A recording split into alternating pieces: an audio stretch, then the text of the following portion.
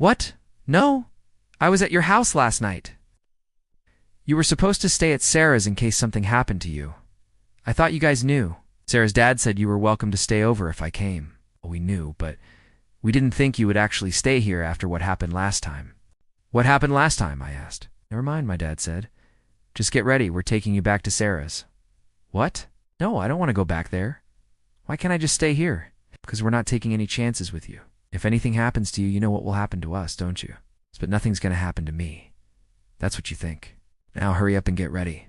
They packed a bag for me with some clothes and food and drove me straight to Sarah's house. The whole drive I was begging my parents to let me stay home, but they wouldn't budge. When we got to Sarah's house, they knocked on the door and her dad opened it. Ah, there you are. We were wondering where you went.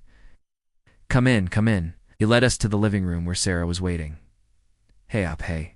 My parents explained to her what was going on, and she nodded her head understandingly. Then they told her to keep an eye on me and make sure nothing happened.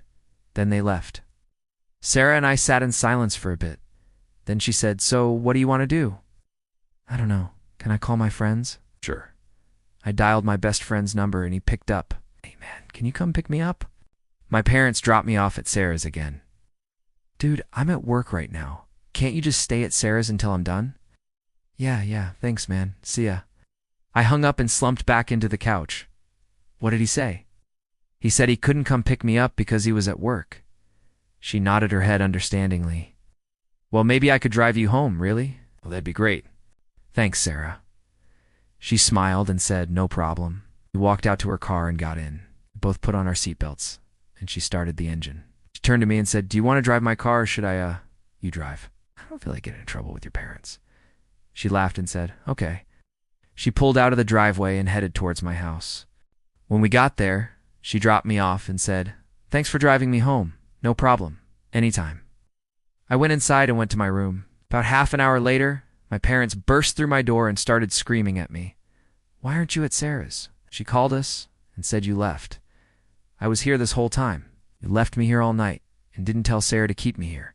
I tried calling you guys, but you didn't answer. That doesn't matter. We're supposed to stay there until my brother picked you up. Why didn't you stay there? Because I was bored.